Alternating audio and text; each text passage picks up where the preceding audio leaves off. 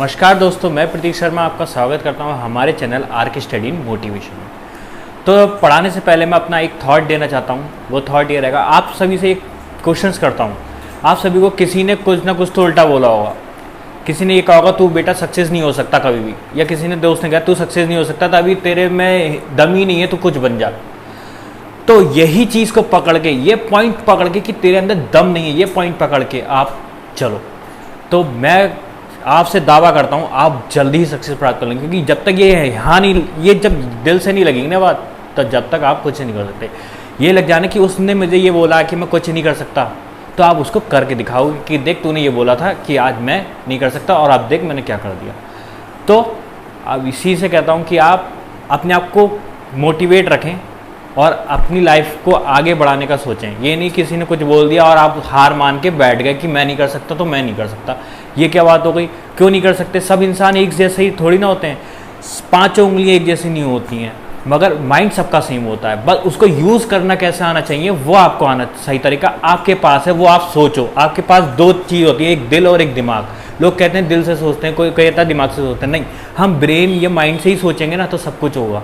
तो आप माइंड से बिल्कुल रिलेट करके दिल पे लगा के बात पढ़ो और सक्सेस आपके पास होगी। ठीक है, तो हम किसके बारे में पढ़ने जा रहे हैं? संदर्भ काल में खिलजी वंश के बारे में। खिलजी वंश जिसका स्थापना कब हुई थी? 1290 से लेकर 1320 में। ये वंश ज़्यादा लंबा नहीं चला, मात्र 30 वर्ष इसने राज करा था। और इसके मेन संस्थापक जो था, जिसने इसकी स्थापना करी थी, जिसने इसको उत्पन्न करा था, जैसे हम बोल सकते हैं जलालुद्दीन फिरोज शाह खिलजी थे। बट क्या हुआ, ये हम इसके बारे में ज़्यादा नहीं पढ़ के हम किसके बारे में सबसे ज़्यादा पढ़ेंगे? अलाउद्दीन खिलजी के बारे में पढ़ेंगे। इससे हमारे बहुत सारे छोटे छोटे क्वेश्चंस कंपटीशन में पूछे जाते हैं। जैसे हम कोई बड़े एग्जाम की तैयारी कर रहे हैं, जैसे IAS हो गया, PCS हो गया, या छोटे एग्जाम की भी तैयारी कर रहे हैं, तो इससे बहुत क्वेश्चंस आएंगे। बट मैं इसको भी इंट्रो दे के समझा देता हूँ आपको ये क्या बनता था। आपको खुद ही हंसी आएगी कि जब ये मरने वाला था, जब इसके एक पैर कवर में था, तब जाके इसने स्थापना कर दी इसकी। कब करी थी? 70 साल में इनने जाके इस वंश की स्थापना करी। इसे 70 साल में जाके इनने स्थापना करी थी। समझ रहे हो?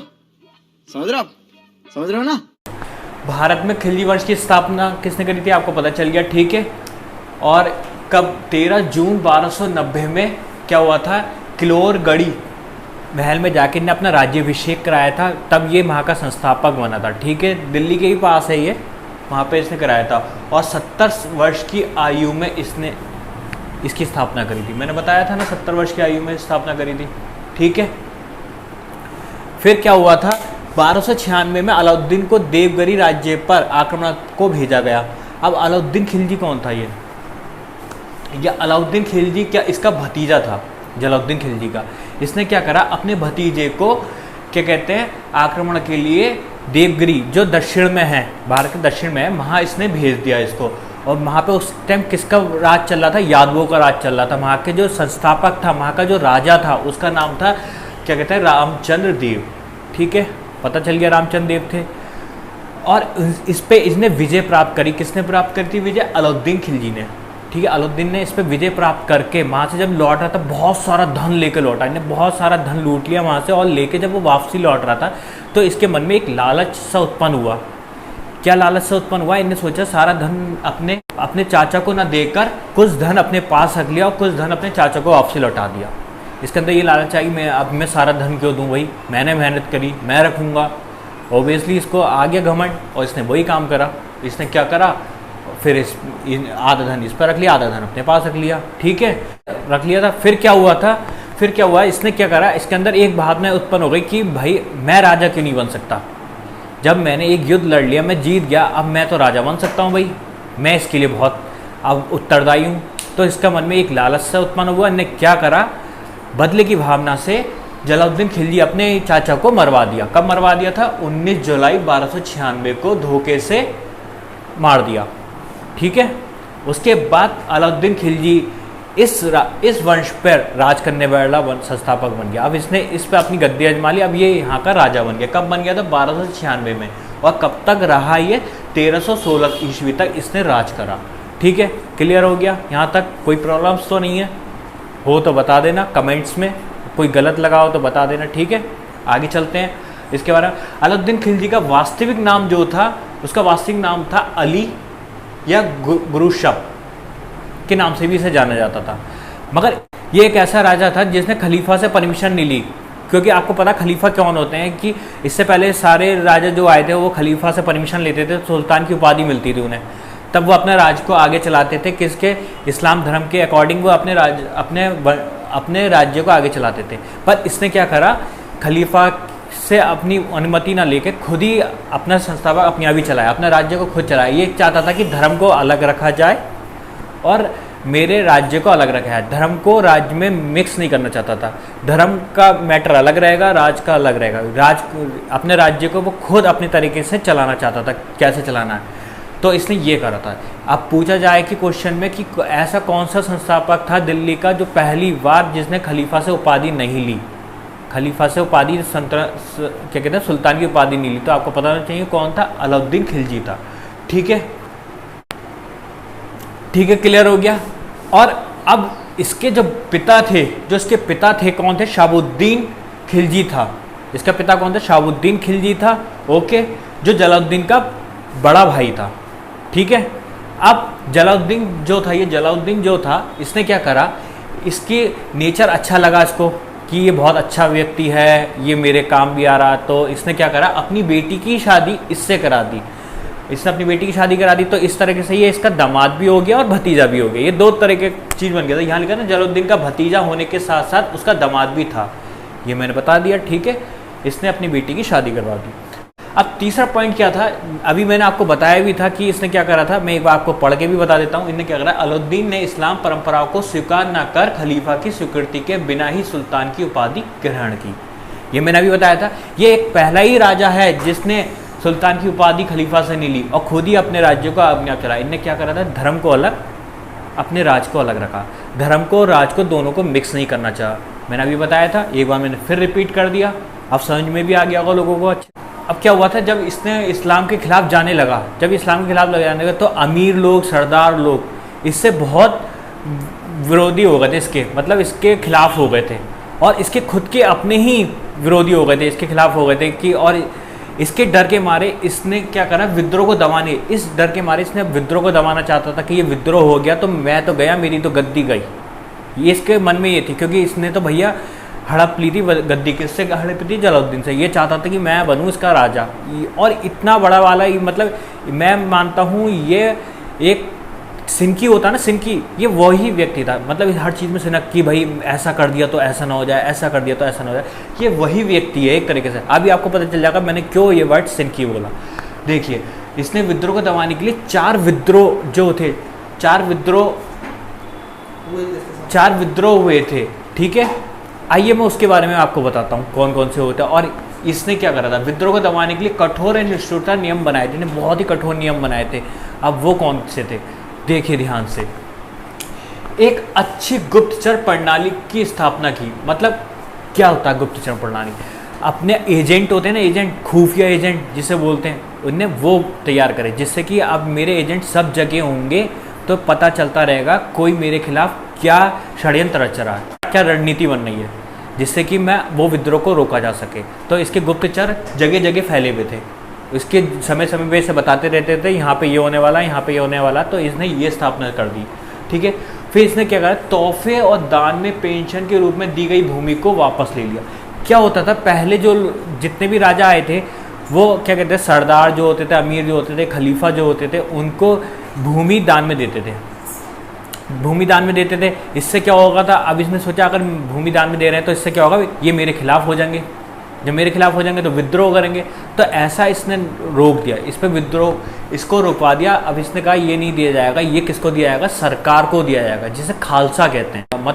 ये प्रॉपर्टी अब सरकार के नाम पे हो गई, इन्हें अपने पास रख ली, ये खुद ही सरकारी एक तरीके से, राजा है तो ये सरकारी हो गया, इसने अपने पास रख ली। ठीक है, नेक्स्ट थर्ड पॉइंट क्या था, इन्हें शराब और नशीले पदार्थ, भांग, गांजा आदि जैसे के उपयोग रोक लगा दी। क्या होता था, अब भाई लोग बैठे, महफिल जमी का मतलब क्या हो गया, भाई आओगे तो महफिल जमेंगे। अमीर लोग आते थे, सरदार लोग आते थे, जब सब बैठते थे बड़े बड़े लोग, तो वहाँ पे तो भाई पार्टी चलती थी बहुत तगड़ी, तो एक दूसरे के खिलाफ षड्यंत्र बनाते थे। अब इनने सोचा भाई ये बैठेंगे तो मेरे खिलाफ षड्यंत्र बनाएंगे, कोई रणनीति बनाएंगे, फिर विद्रोह होगा। इस विद्रोह को दबाने के लिए इसने क्या करा, इस पे ही प्रतिबंध लगा दिया कि भाई अब कोई व्यक्ति ऐसा नहीं करेगा, अगर करता हुआ पाया गया तो उसे दंड दिया जाएगा। ठीक है, अब ये नहीं होता था। फोर्थ पॉइंट क्या था, इसने भोजों और उत्सवों के आयोजन पर रोक लगी, अमीरों और सरदारों के बीच आपस में विवाह संबंध को रोक दिया। मतलब क्या होता था, जब अमीर और सरदार मतलब बड़े बड़े लोग जब साथ में मिलेंगे और पार्टी शार्टी होगी, तो ये पार्टी को ही रोक दिया गया कि भाई यहाँ बैठेंगे तो भाई पार्टी होगी, और ये पार्टी जब करेंगे तो इसका मतलब कोई ना कोई मेरे खिलाफ षड्यंत्र रचेंगे, तो इस पर रोक लगा दी इन्होंने। ठीक है, नेक्स्ट फिर इसने एक बात और बोली थी, विवाह पे भी रोक लगा दिया। मतलब इन्होंने क्या करा, अमीर के साथ शादी नहीं करेगा। ऐसा करने से क्या होता है, फिर वो अमीर मिलके इसके खिलाफ फिर वही विद्रोह कर देंगे। मतलब अब समझ में आ गया इतना बड़ा सिन की था, ये क्लियर हो गया होगा आपको क्यों सिन की था, क्यों इतना बड़ा सिन की था। भाई इसे इतना खौफ था कि मेरी गद्दी ना चल जाए, इस खौफ के मारे भैया इसने इतने सारे काम करवा दिए, इतने सारे कांड करवा दिए, लोगों को मतलब जीना ही हराम हो गया एक तरीके से। काम भी अच्छा करा, ये काम तो चलो इतना अच्छा करा कि शराब और आपको रुकवा दी, गांजा रुकवा दी, मगर क्यों रुकवाई, अपने मतलब के लिए। दूसरे के मतलब ये मतलब ही कहलाएगा एक तरीके से। ठीक है, क्लियर हो गया होगा। तो नेक्स्ट पॉइंट क्या था, इसने यहाँ तक इसके 4 पॉइंट क्लियर हो गए, बहुत ही अच्छे से क्लियर हो गए। मैं एक बार रिकॉल कर देता हूँ। पहला पॉइंट में इन्होंने क्या करता, गुप्तचर प्रणाली बनाई थी। सेकंड पॉइंट में इन्होंने क्या करता, जो पेंशन दी जाती थी या ज़मीन दी जाती तो हमें उस पर रोक लगा दी। थर्ड पॉइंट में इसने क्या बोला था कि भाई अमीर के साथ बैठ के नहीं बैठेगा, ना शादी अमीर के साथ होगी। फोर्थ पॉइंट में इसने क्या बोला था कि भाई शराब और नशीली पदार्थों पे इनने रोक लगा दी। ठीक है, मगर अब एक स्टार कर रहा हूँ, उस पर ध्यान रखना। ये मेन पॉइंट है, इसे देखिए।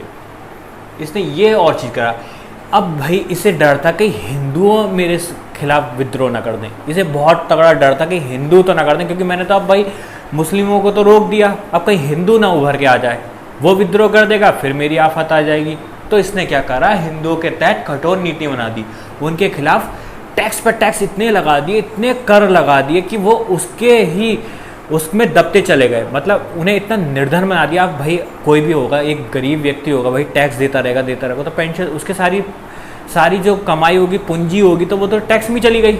अब उस पे पास तो कुछ होगा ही नहीं कि अब वो किसके खिलाफ विद्रोह करे। तो इसने एक दिमाग से गेम खेला कि इन पर टैक्स लगा दो, जिस पे इनके पास पैसा भी नहीं होगा और ये मेरे खिलाफ विद्रोह ही नहीं कर सकते। जब पैसा नहीं होगा तो विद्रोह कैसे बात करेंगे। ये इनने बहुत दिमाग से चलाया और इसने ये काम कर दिया। ठीक है, इसने ये काम करा। अब आता है इसका दूसरा पॉइंट, आता है राजस्व कर अवस्था में बदलाव करना। मतलब क्या हुआ था, राजस्व कर मतलब इन्हें टैक्स को बढ़ा दिया। इसमें ये पहले टैक्स 1/3 चलता था, जितने राजा आए थे उन्होंने 1/3 चलाया था, बट इसने क्या करा, टैक्स ज़्यादा आएगा तो इस पर ज़्यादा अपार्धन आएगा। क्यों आएगा मैं अभी बताऊंगा उसके बारे में। 1/2 इन्हें टैक्स कर दिया, यानी 50% इसका, 50% लोगों का। ठीक है, आइए देखते हैं। इन्हें 1/3 कर दिया, क्या हुआ था बताता हूँ। मंगोल का पश्चिमों पर शासन था। अब मंगोलों को इसने हराना चाहता था, उन पर आक्रमण करके उन्हें हराना चाहता था। तो इसके दिमाग में क्या आई, भाई मेरे पास तो पैसा नहीं है, इतना धन नहीं है कि मैं उनके सामने लड़ सकूं, क्योंकि इतनी सेना नहीं है, इतने औजार नहीं थे इस पर, इतने शस्त्र नहीं थे, मतलब औजार शस्त्र ठीक है नहीं थे। तो इसने क्या दिमाग में लगाई कि मैं टैक्स बढ़ा देता हूँ, यहाँ से मेरे पास सामान भी इकट्ठा हो जाएगा, इस पैसे से मैं औजार सामान यानी अपने अस्त्र शस्त्र खरीद के फिर मंगोलों पे आक्रमण कर सकता हूँ, उन पर जीत प्राप्त कर सकता हूँ। इसने वही काम करा और यहाँ पे 1/2 टैक्स कर दिया, 1/3 से। ठीक है, 1/2 कर दिया। अब क्या हुआ, यहाँ से इस पर इतना धन इकट्ठा हो गया, इतना धन इकट्ठा हो गया। अब इसकी हो गई बल्ले बल्ले, 2 नए कर का निर्माण कर दिया। फिर इसने कौन कौन से कर थे भाई, चराई कर और घरी कर। घरी कर होता है घर, चराई कर क्या होता है, जो पशुओं से जो आता है कर, वो कर लगा दिया इसने। और घर में मतलब जो घर बनते हैं उसका भी टैक्स इसने लगा दिया। भाई अब पैसा जो आएगा सब इस पे ही तो आ रहा है, इन्हें इतने तो टैक्स ठोक दिए, अब करी कर लेते रहो। फिर इसने गया, अलाउद्दीन भारत का प्रथम मुस्लिम शासक बना जिसने भूमि की माप कर भूमि की वास्तविक आय पर राजस्व कर लगा दिया। मतलब उसकी भूमि की, जो हमारी भूमि होती है, जो हमारी ज़मीन होती है, उसकी नाप ले ली, उसके नाप के अकॉर्डिंग इसने टैक्स लगा दिया उस पर कि इतनी माप होगी तो इतना टैक्स लगेगा। इतनी अगर मान लो 1 बीघा होगी तो 1 बीघा के हिसाब से इन्होंने जो भी टैक्स रखा होगा, 1/2 टैक्स रखा था तो 1/2 टैक्स उसके खाते में जाएगा। मतलब 1 बीघा, आधी बीघा तो गई, समझ में आ गई, आधी बीघा गई। अब तो अमीर हो गया। अब इसने सारा धन इकट्ठा करके, जो इतना धन इकट्ठा हुआ था, अब उसने मंगोलों पे आक्रमण के लिए तैयार हो गया। आगे देखते हैं। चलो नेक्स्ट पॉइंट क्या था, राजस्व कर नियुक्ति करने के लिए पद की नियुक्ति करना। अब इसमें कौन सा विभाग था, कौन सा डिपार्टमेंट बनाया था इसने, मुख्य राज।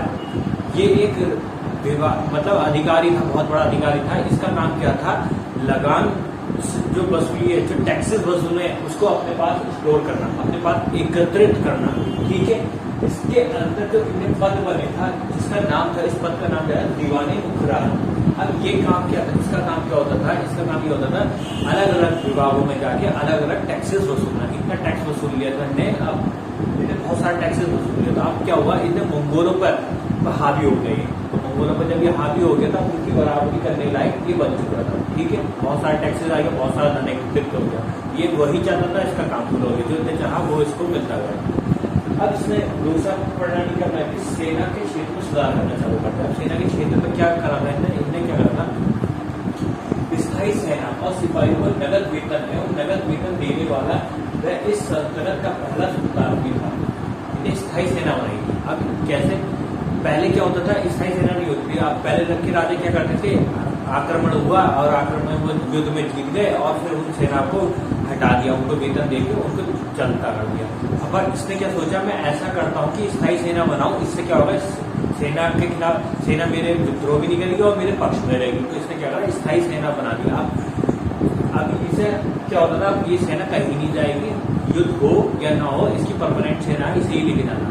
अब उनको फिर इन्हें क्या करा, पहले सेना में क्या होता था, उन्हें भूमि प्लस वेतन देते थे। अब इसने भूमि हटा के उनको नगद वेतन देना चालू कर दिया, मतलब कैश में ये पैसे देना चालू कर दिया। ठीक है, हर महीने इनको पैसा देता रहता था टाइम टू टाइम। ठीक है, फिर इसने क्या करा था, और ये पहला सुल्तान भी बना था। अब क्वेश्चन पूछ लेता है कि भाई दिल्ली सल्तनत का ऐसा कौन सा शासक है, कौन सा राजा है जिसने स्थायी सेना का निर्माण किया। तो किसने किया था, अलौकिक खिलजी ने किया था। ठीक है, क्वेश्चन पूछ सकता है, तो थोड़ा सा करना है, किसने किया था, अलौकिक खिलजी ने किया था। ठीक है, नेक्स्ट पॉइंट क्या था, इसमें प्रथम बार घोड़ों को दागने की प्रथा सैनिकों के लिए हुलिया प्रणाली को प्रारंभ किया। मतलब क्या होता था, इसने सैनिकों के लिए एक हुलिया प्रणाली बनाई, मतलब उनका वेशभूषा तैयार करी। ठीक है, किसने करी थी, इसने करी थी। ओके, क्लियर हो गया यहाँ तक सबको पॉइंट्स। अब मेरा नेक्स्ट पॉइंट देख लेते हैं। अलाउद्दीन की बाजार नियंत्रण एवं कृषि सावधानी नीति। इसने क्या करा, बाजार को नियंत्रण करने के लिए और कृषि को नियंत्रण करने के लिए एक प्रणाली बनाई थी, एक प्रथा बनाई थी। क्या थी वो देखते हैं। इन्होंने इसने क्या करा, 3 बाजार की स्थापना करी। अब इस 3 बाजार में क्या क्या था, खाद्यों की कीमत, वस्तुओं की, घोड़ों की, गुलामों और पशुपक्षियों। अब क्या होता है, मतलब खाद्य मतलब अनाज से लेके, अनाज के लिए अलग जगह बना दी, जगह मतलब बाजार यानी मार्केट बना दिया, मतलब अलग अलग रख दिया कि किस भीड़ भाड़ ना लगे, इसलिए उसने ये बनाया होगा। और गुलाम जो होते हैं यानी पशु जो होते हैं उनके लिए अलग बाजार बना दिया। अब जो डेली नीड्स होती है हमारे सामान की, डेली नियंत्रण की जो सामान होता है हमें जरूरत होती है, उसके लिए अलग बाजार बना दिया। इसने ऐसा काम किया। ठीक है, जिससे कि भीड़ भाड़ भी ना लगे और लोग इसके खिलाफ षड्यंत्र भी न रच पाए। एक इसका ये भी उद्देश्य था, कोई इसके खिलाफ षड्यंत्र न रच पाए।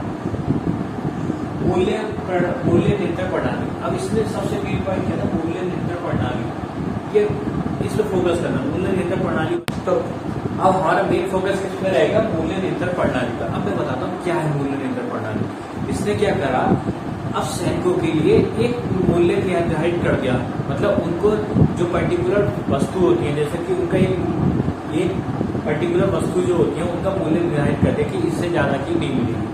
जिससे क्या होगा, इसके सैनिक इसके खिलाफ भी नहीं बढ़ेंगे, मतलब इसके खिलाफ नहीं होंगे, आराम से इसके तरफ ही रहेंगे, विद्रोह नहीं करेंगे। इसलिए हमने सैनिकों के लिए सबसे ज्यादा बनाई, सैनिकों के लिए। मतलब बाद में क्या हुआ, ये पूरी जनता के लिए भी बन गया मूल्य नियंत्रण प्रणाली। जिससे कि अब इसमें क्या होता था, इनके मूल्य को नियंत्रण कर दिया, ज्यादा न बढ़ाएगा, फिक्स प्राइस कर दिए हर चीज के, कि एक प्राइस से ज्यादा नहीं बढ़ाएंगे। यानी ब्लैक मार्केटिंग खत्म कर दी, यानी ब्लैक बाजार जो होता है ना, ब्लैक मार्केट को पूरा काला बाजारी खत्म कर दी। और आयात निर्यात पर भी उन्हें ध्यान रखा कि कोई गलत तो नहीं हो रहा, कि फिक्सिंग से ज्यादा तो नहीं हो रही, मार्केट ऊपर तो नहीं जा रहा, इस पर बहुत ध्यान रखा। ठीक है, नेक्स्ट होता है माप तोल के गलत पैमानों का प्रयोग करता था तो उसे कड़ी सजा दी जाती थी। अगर कोई जैसे कि आप कोई सामान लेने जा रहे हो तो वो तराजू मार देता है, यही बोलते हैं ना तराजू मार दिया उसने भाई, 1 किलो मार दी मेरी, 1 किलो पैसा वसूल लिया। तो इसमें इसने ये क्या करा, उसमें बड़ा ध्यान रखा था, जिसने भी उसके घपलाबाजी करी, मान लो सपोज करो उसने 1 किलो चीनी पर 250 ग्राम चीनी मार दी, तो क्या करता था वो उतना ही मांस काट देता था उसका जो मार रहा है। तो ठीक है, इसे इतनी कड़ी सजा सुनाई थी कि अगर जितना आप मतलब तोल में गड़बड़ी करोगे उतने ही आपके शरीर का उतना मांस काट लिया जाएगा। ठीक है, अब इसका उद्देश्य क्या था, इसका नए धर्म की स्थापना करना। नए धर्म का आप या तो ये इस्लाम धर्म को अलग रख के काम करना चाहता है, ये खुद की धर्म बनाना चाहता था। ठीक है, जो सफल नहीं हुआ, उसमें ये फेल हुआ। सिकंदर सानी और द्वितीय सिकंदर के नाम से ये जाना जाता है। अगर अभी पूछा जाए ऐसा कौन सा राजा है जो द्वितीय सिकंदर के नाम से जाना जाता है, अलाउद्दीन खिलजी, पता चल गया। और यह सिकंदर सानी के नाम से भी इसे नवाजा गया है। ठीक है, और ये दोनों उद्देश्य इसके क्या रहे, फेल।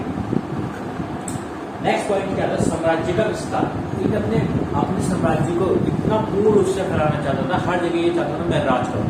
साम्राज्य का इसने पूर्ण रूप से विस्तार करना चाहा, रणथंभौर, गुजरात, बंगाल, चित्तौड़, दक्षिण भारत आदि पर इतना अभियान चलाया और इस पर अपना साम्राज्य स्थापित कर दिया, मतलब वहां का ये राजा बन चुका। ठीक है, फिर अलाउद्दीन खिलजी का महान सेनापति जो मलिक गफूर, ये बहुत महान सेनापति, इतना इसका प्रिय सेनापति था, इतना इस पर बहुत विश्वास करता था ये था मलिक गफूर। कोई पूछा, अब इससे पूछा जाता है कि इसका प्रिय सेनापति, अलाउद्दीन का प्रिय सेनापति का नाम क्या है, तो आपको पता चाहिए मलिक गफूर।